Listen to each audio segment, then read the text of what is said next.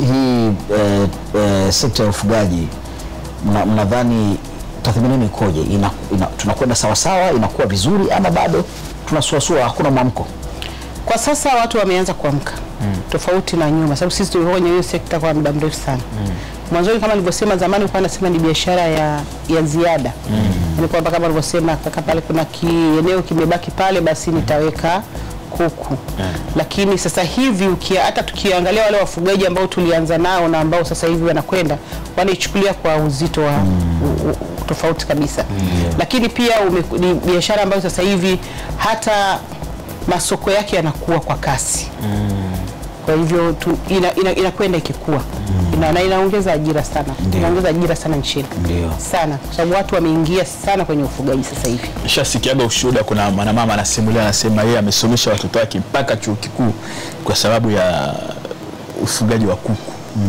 Amekuwa akifuga kuku, kwa kile kipato ndio anakuwa anapeleka kule. Madam, labda kwa wewe binafsi ufugaji wa mifugo gani ambao unafanya? Mimi nafanya ufugaji wa kuku. Bas, pesa haraka haraka hiyo. Pesa haraka haraka.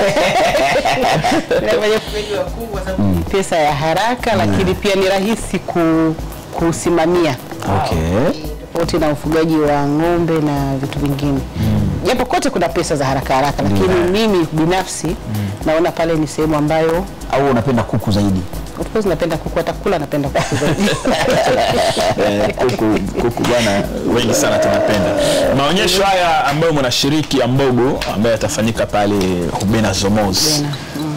Yanakuwa ni maonyesho yenu ya ngapi ambayo yanahusu masuala ya ufugaji? Sisi ni maonyesho ya 3 tunashiriki sasa hivi. Ni wadau kumbe wazuri. Sisi ni wadau wazuri. Na kwa sababu tunashukuru kwa mwaliko ambao tumepata pia kwa mwaka huu. Tunakwenda kushiriki pale. Lakini pia inatusaidia pia kupeleka wafugaji wetu kujifunza, kuona yanayoendelea kwa watu wengine.